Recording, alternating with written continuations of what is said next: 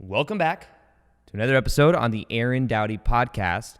Today's episode, I'm going to be sharing some very powerful ideas that have really changed my life over the last even month and a half since I've been doing this kind of work.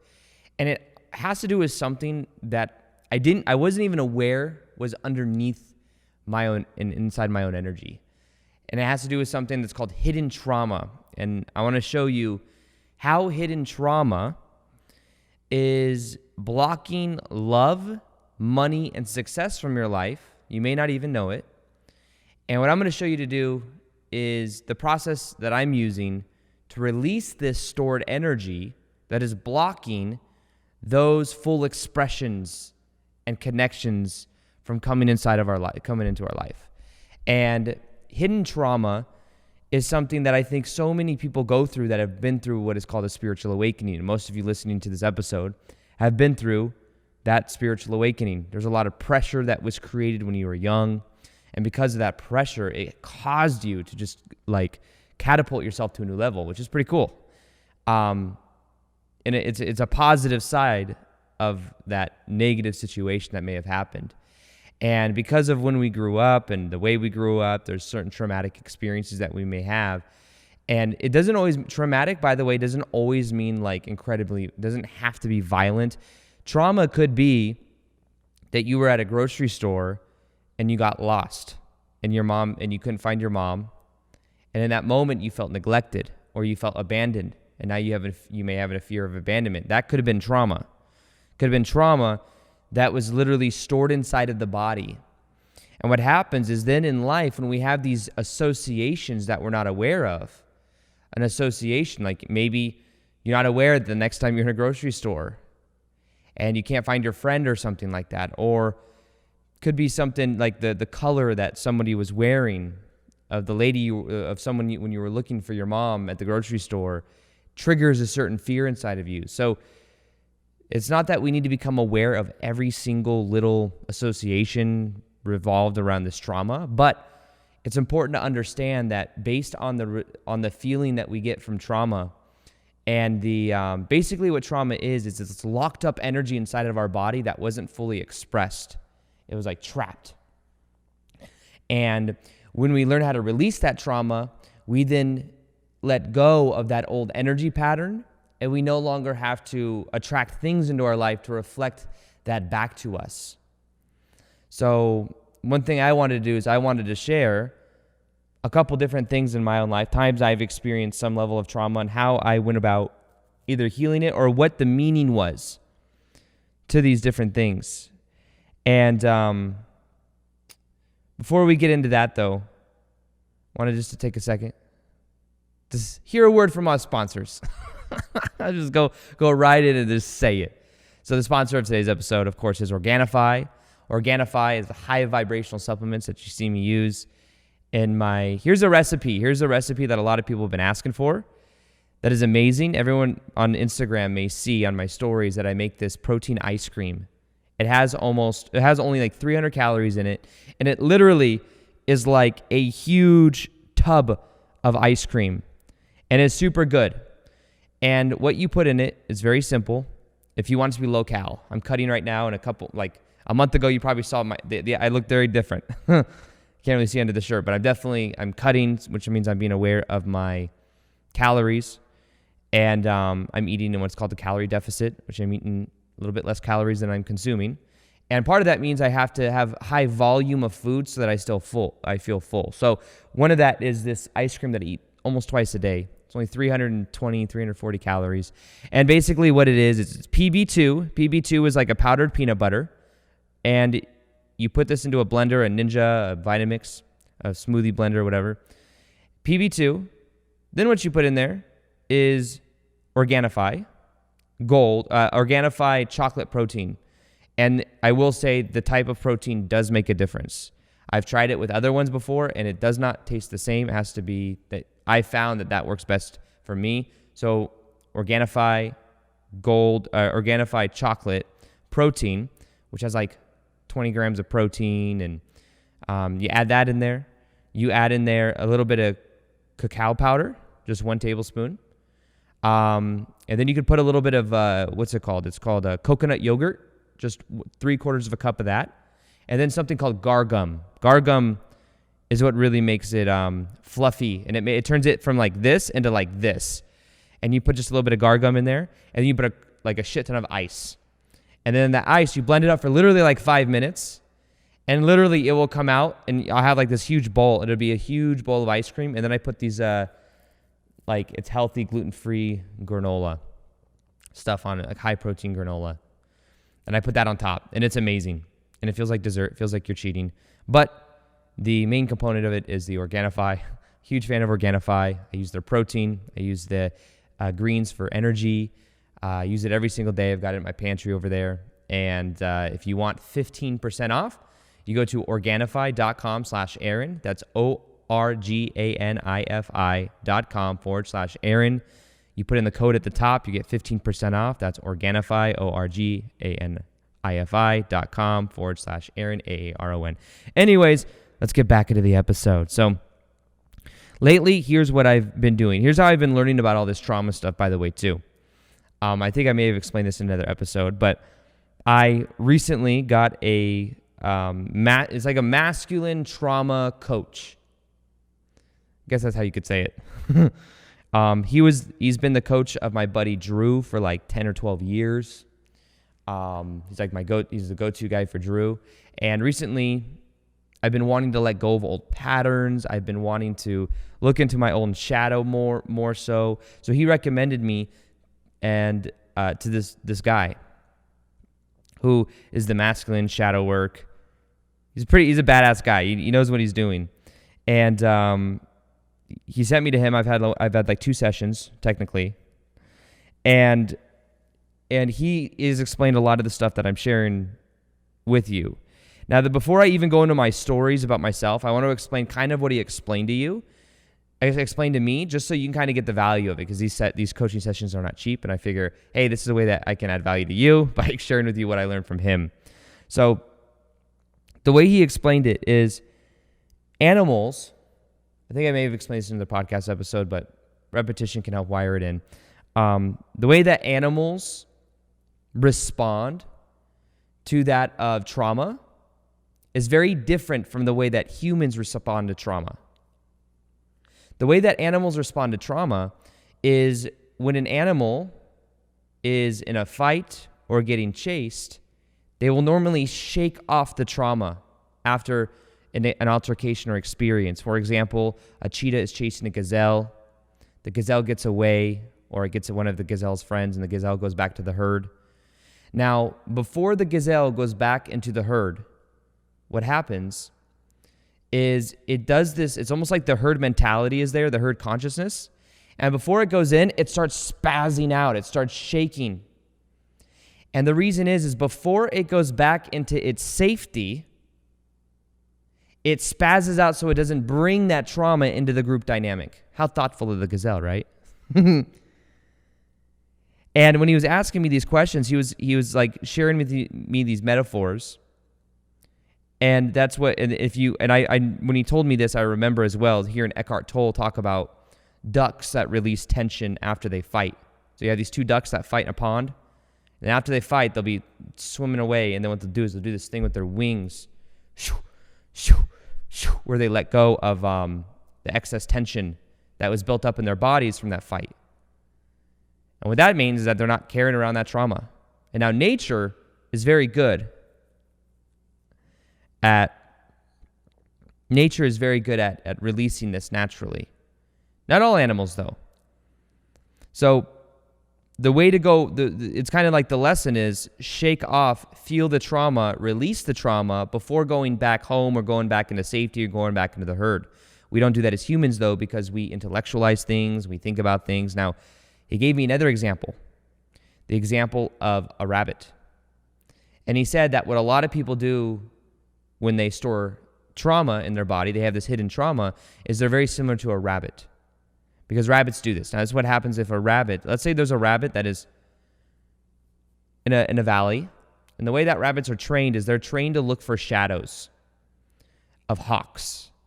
Because if they see that, then they know evolutionary-wise that they have to get back to the rabbit hole or get to safety because they open themselves up. If there's shadow, like the shadows of the hawks, make them know whether, they're going to get attacked and could lose their life or something. What happens is, let's say there's this little bunny rabbit, and what it's doing is it's just chilling. It's looking at the sunset, so it's a little bit distracted. And it's sundown, so maybe it doesn't see the shadows as much. It's starting to go down. And let's say a hawk comes down and then grabs its ears and literally tears its ears off. Poor bunny. Now the bunny's feeling all this adrenaline, all this trauma. What does it do? It runs and it goes as quick as it can back to its rabbit hole to get to safety. And when it goes down into the rabbit hole, is back in safety, guess what? When does it feel pain? You would assume maybe it feels pain when it grabs its ears off. The rabbit will not feel pain until it goes back into the rabbit hole. So the rabbit brings the trauma and the pain back into the rabbit hole, whereas the gazelle shakes that shit off before it gets back into the herd mentality. What many of us do is we have hidden trauma because we've brought that feeling, which means that now we feel like we can't feel safe. Think about that too. When the rabbit goes back into the rabbit hole, it assumes and associates that safety, that home with being safe. The gazelle associates the herd with being safe. However, the gazelle releases the negative emotion and the trauma before it goes back into the herd to feel safe. Now, the problem is that what happens is one of the reasons it's hard for us to feel trauma is because we don't feel safe. Something happened in the past, and in the moment, we made a choice about ourselves that this is not safe. So a lot of releasing trauma has to do with doing breathing exercises that allow us to feel safe. And here's the thing, when we do feel safe, that's why a lot of people may go to a certain psychologist, psychiatrist, somebody they can talk to, because once they start feeling safe, they start opening up, they start releasing. But it's really about feeling the emotion, letting yourself feel it and know that as you feel it, you're healing it and you're releasing it. Trauma can be many different things too. For example, I had a situation, even after I was an adult. It was very interesting. I had an ex-girlfriend that I was with. I used to work with her. And what happened is, this is before my spiritual awakening, but I kind of knew that spirit didn't necessarily want me. It wasn't the most ideal relationship for me to be in. I just felt that, but my ego wanted to be in that relationship. And with this person, I was with them for about a year. And what happened is we had that of she had 3 dogs. She had 2 pit bulls, 1 Rottweiler mixed with something. And in order to get into this house that we wanted to be in, the way that it works, unfortunately, is that it's very difficult for pit bulls to be allowed in houses. So what you do is we claimed 1 dog, and then we didn't put the other 2 dogs on the rental lease thing, because otherwise we wouldn't be able to get the house. It's almost impossible if you have a pit bull unless you buy your own house. And we just wanted to rent. So after a year of being of living together, pretty much, what happened is I had we had a house inspection. And for that house inspection, I always didn't really feel, there was one of her dogs, 2 of the dogs I could control. One of the dogs, though, was like her main dog, that was very stubborn and a little bit uncontrollable in a way. And that was one of the pit bulls. And she said, "Hey, we have this this house inspection. Can you go down to the park, down the street, and I'll take care of the house inspection and just watch the dogs?" And I was like, I don't feel comfortable doing that, because the kind of they're called leads. They're like these leashes that don't necessarily have collars, so they can get out of it. They're easy. It's a little bit harder to control, especially 3 that are walking around, So what I did is went to I kind of said, I don't feel comfortable with that. I actually expressed that. But it's like, we just have to do this. Let's do it. I was like, okay, let's just do this. So I go to this park that's like a mile or two away. And what happens is while we're in the grass, I started feeling a little bit nervous about it because I knew one of the dogs like I didn't really have much control over, and they were like getting tangled up in these leashes. And what happened is while they were getting tangled up in these leashes, two of the dogs got off of the leashes and my fear kicked in, and then they bolted towards another dog. This little kookapoo. And when they bolted towards this other dog, I started chasing after them, and I was like, pick up your dog, yelling to this old guy, pick up your dog. But it was too late. The dogs got a hold of this little, and it was so out of character for them. I've never seen them do it, but I think they were picking up on my energy because I was in that fear energy of thinking, I can't control them, whatnot. And it ended up being the situation where I ran over. I was trying to pry open the dog's mouth, and as I did that, I still have this scar on my middle finger to this day, and it took off a chunk, and it was like I had to go get that sewed up, but took off a chunk. There's a lot of adrenaline going through my body. I remember the ambulance came because I was bleeding so much. Went to the hospital, and it was a very kind of traumatic experience. It was trauma. It was adrenaline, and I started to associate I started to realize that I had a fear of even being around certain dogs. And I love dogs. Like dogs, I love dogs. I love cats. I love animals. But there was that experience. And what happened from that experience is that experience really planted a seed to where then me and that ex-girlfriend broke up. I think she started to kind of resent me for that experience because then her dogs got put into, here's an interesting thing. Her dogs got put into the animal shelter. And we tried so hard to get the animals back out for months. We had to go to court. And then we had to like go to court and then protest or like talk about why we think the dog should be able to live. They normally don't act like that, but the guy that was fighting it was the guy whose dogs was attacked. His dog ended up living, missed an eye, but lived. And it's very interesting because she did not get her dogs back until her and I broke up, and then my mom somehow pulled some strings because my mom was like a marketer and like she had some connections with the animal shelter. Somehow she got them out when they told us there was no way. She got her dogs back. It was almost like I feel spiritually the dogs, and I feel so much compassion towards the dogs because I think the dogs facilitated and helped plant the seed of not dragging out a relationship longer than it needed to be, because that really planted the seed of that resentment and that breaking apart of that relationship. So I was very, in a way, grateful for it. But it was very synchronous that she received her dogs like the week that we broke up, after months of fighting for the dogs. But nonetheless, after that experience, that was something that I feel like I had trauma around that dog. Now, I remember even like 3 years after that, I would drive from this house that I lived in with roommates. I would drive all the way to this park that was kind of close by just so I could ground myself every night. And at this park, I would lay in the grass and normally stare at the stars. That's why now I'm glad that the house I have has actual real grass in the backyard. I just go in the backyard every night. And what I would do is go do that. One day I was going back, and there was this dog that was barking in front of my car. I couldn't get to my car door. And this dog was a pit bull. Same breed. In that moment, there was this energy that like came up. And I was like, and I could feel that same kind of feeling that I felt from back in the day, and I had to really be present with it. And once again, I feel like there was almost divine intervention because somehow the dog was being very aggressive. I was like, well, I have to get to my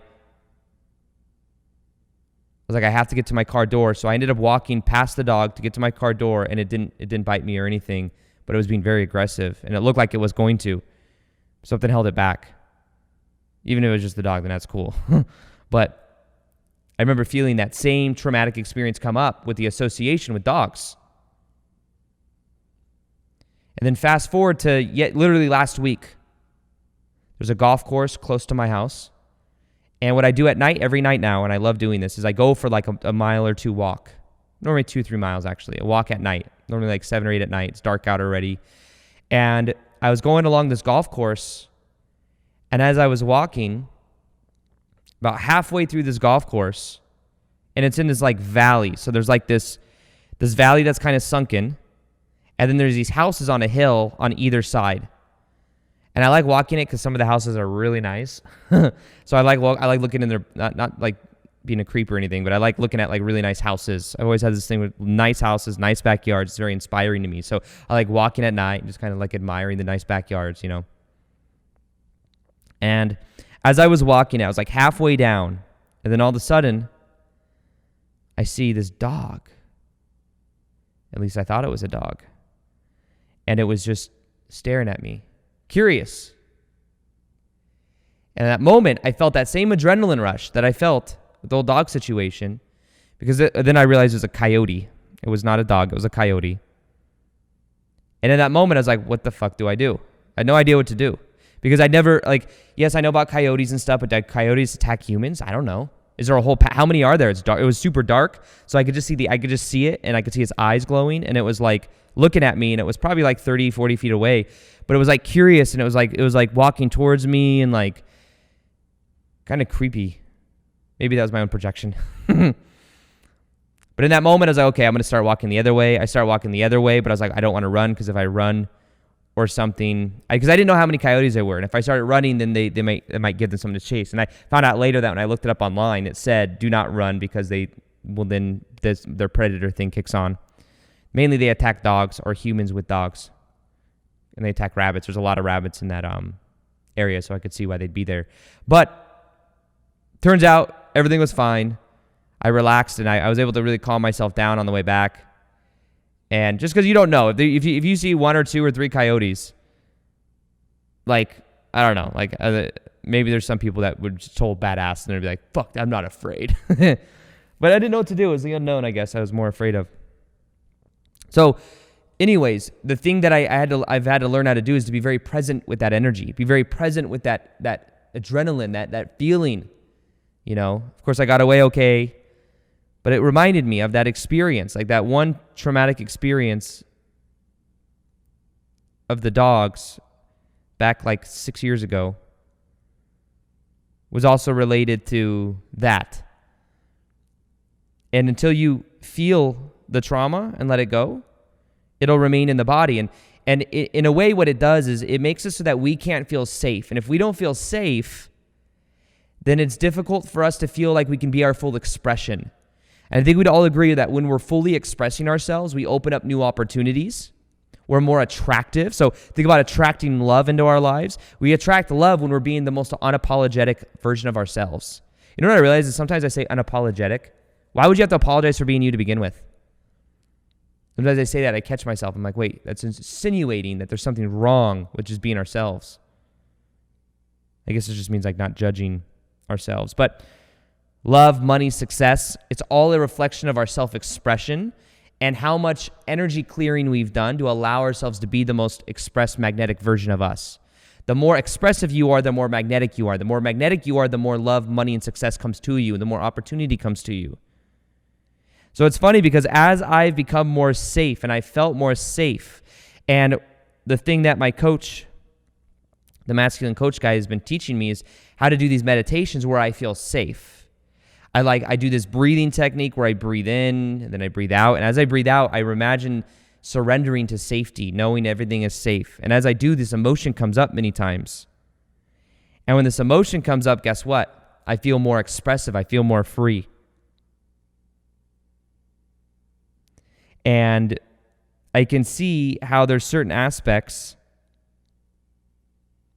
of this that has caused blocks in my own life, especially when it comes to having a barrier between me and certain people in my life. For example, I think I told this in the other podcast episode that I talked about trauma, but when I did breath work a couple years ago for the first time, the breathwork practitioner told me that by someone's breathing pattern, you can tell their personality. She said for my breathing pattern, I was this overachiever who felt like I had to be somebody, and I had this protection, this wall of armor, energetic armor around my body that was keeping things from me. And the reason being is because I experienced the pain growing up of my ex-stepmom, who was abusive, controlling, manipulative from 7 to 16 years old until my dad divorced her. I felt like it wasn't safe. And I had to become somebody else. I had to literally be somebody I wasn't. I had to tuck in my shirt for a long time, comb my hair a certain way. I felt like I had to be a certain way in order to be loved. And then 17, 16, whenever it comes around, then all of a sudden I have all this freedom. It was like a whole new world. And a lot of that energy, when I was doing that breath work, I was releasing this energy that was stored inside my body, and it was extraordinarily powerful because it was like my hands clenched up really tight, and I could feel tenseness in my body, but it was releasing that. It was profound. It was like a psychedelic experience without the psychedelics. So feeling it is the key to really healing it.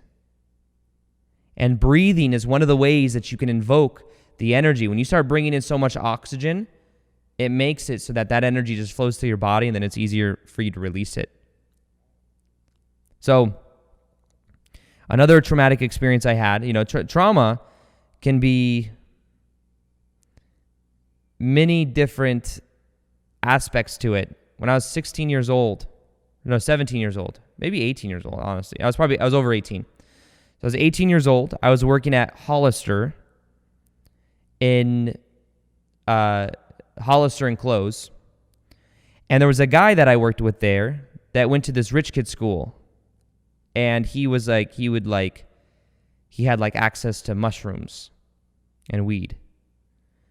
And I never tried weed, I think, at that point, and mushrooms I never tried before. But he said, hey, if you supply the place to do these mushrooms, you could do them for free with me. And I was like, okay, let's try it. I'm adventurous. Let me try these mushrooms. So he comes over to my house. I'm at my mom's house. My mom is a pretty liberal person, very easygoing.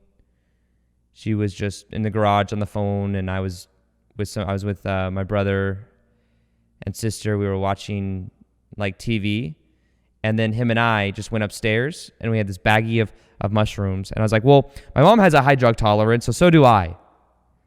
So what I did is I ate like way too much. My first time, I'm only like 18 years old, I ate way too much. I take it takes a while for it to kick in. When it starts kicking in, my senses start to change. All of a sudden, my senses are enhanced. I remember playing with my keys. I played with these keys that I had for like half an hour, or what felt like half an hour. Time gets very trippy when you're on mushrooms. And I was feeling the razor blade of these keys. And it was and then this couch that was next to me, I was feeling all the fibers of it. It was incredible how much my sense of touch was enhanced. So then, though, it got really deep, and I started to feel myself slip from my level of control, and I started to see these symbols that were floating. Symbols. Never knew what they were up until recently. I think that was called light language.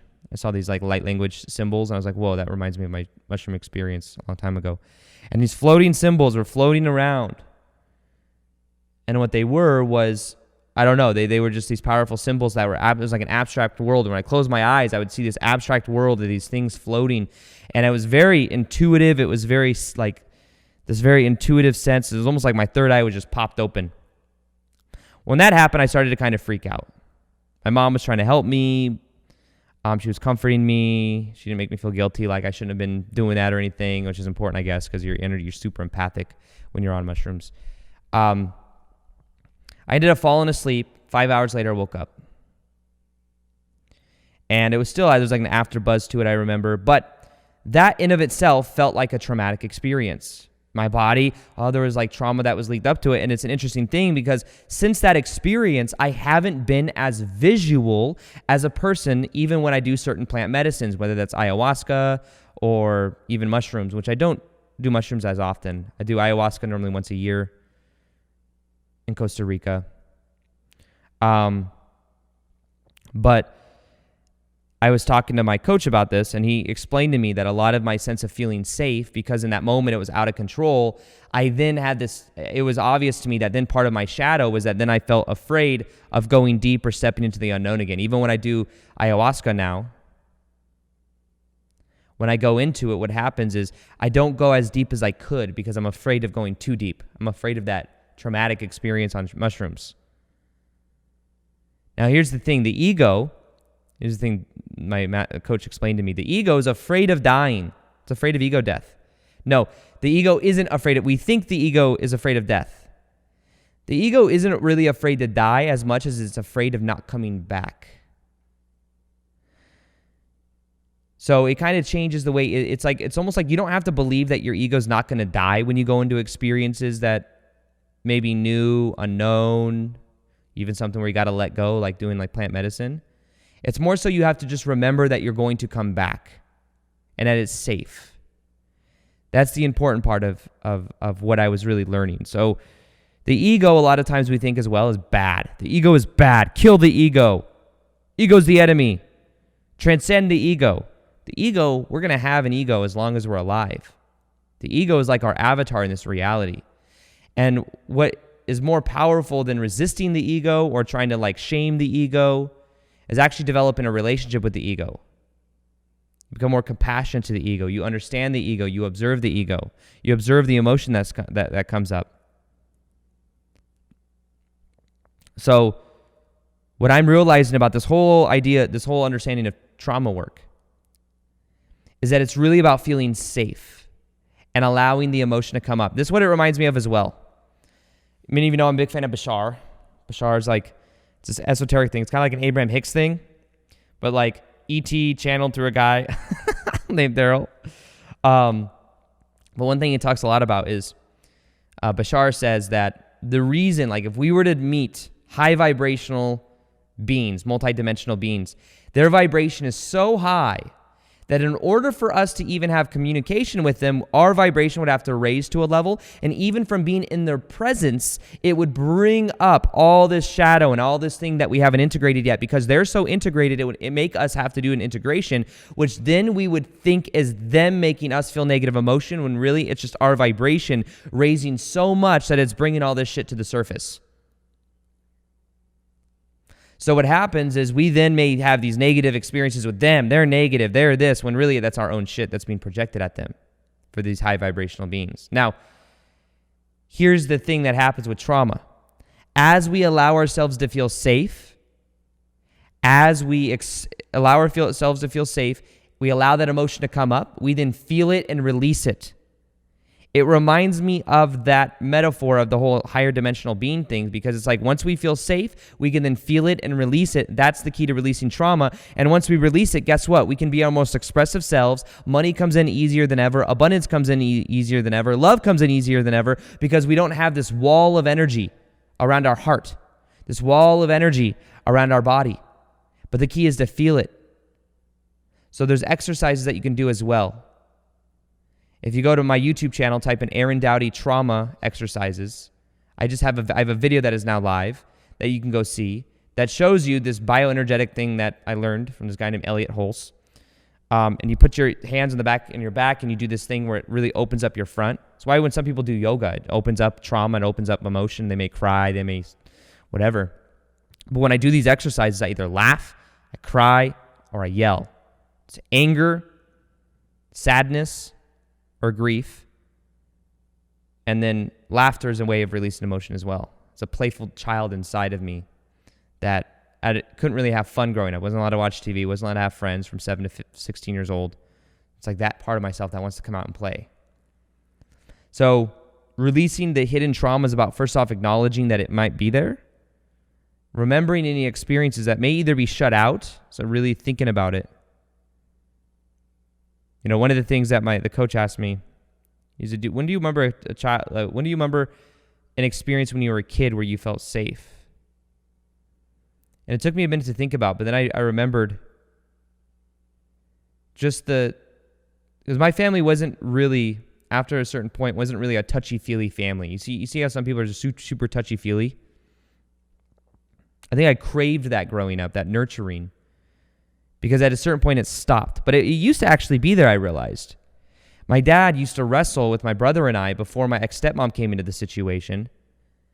And when we did, that was some of the funnest times when we were wrestling. It was so much fun. My dad would lock us in between his legs, and my brother and I would team up and try to wrestle. And that was a time that I think I felt very close and very safe. But then the ex-stepmom came to the situation when I was 7 years old, and then our TVs got taken out of our room. She started gaining power. We then weren't allowed to hang out with friends. We weren't allowed to do things we enjoyed doing. We had to start doing chores all the time. Things started to change from that moment on. And then I didn't feel safe because she became angry, abusive, mentally, physically, emotionally abusive. And then I said, oh, it's not safe for me to be this way. I had to put on this front, this armor. So really, though, when I get into a meditation, I remember that feeling, that emotion of childhood when I felt safe. It's like almost like in a meditation, I can start feeling safe again. And then that emotion comes up. Another time, he noticed I was talking about plant medicine. I was talking about something called wachuma, which is San Pedro, which is like my favorite plant medicine ever. I feel like in the past life, I was like a Toltec. And that's something they did. That's a medicine they worked with. It's a cactus, and it's something you take during the day. And when I take it, I feel so open. My heart is so open. I feel so loving.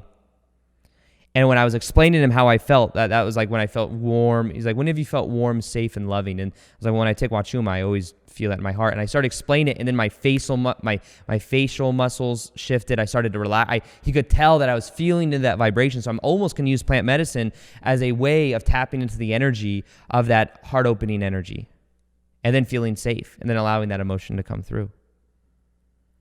So a lot of trauma healing is feeling and allowing yourself to feel the emotion. I have a friend that when she does plant medicine, she does wachuma or San Pedro, she'll go and she'll literally shake.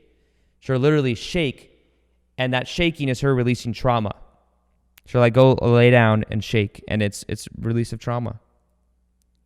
So be like the gazelle, not the rabbit. Be like the duck, not the rabbit. Allow yourself to feel safe. Allow yourself to feel the trauma that comes up. Check out my video on YouTube, Aaron Doughty Trauma Exercise, and see what comes up. It'll be there. And I kind of go through and I show that. And realize that these things coming up are coming up and that you can change them. You can. If you believe you can't, then that becomes locked. You can feel it, heal it, release it, and then you'll be this new version of you that's more expressive. And then money, love, and success comes easier than ever. So these are the things that I recommend you do. Psychedelics can be a powerful tool to use under the right conditions for releasing some of the trauma, but you have to feel really called to it, do it in a very safe environment, preferably have shaman.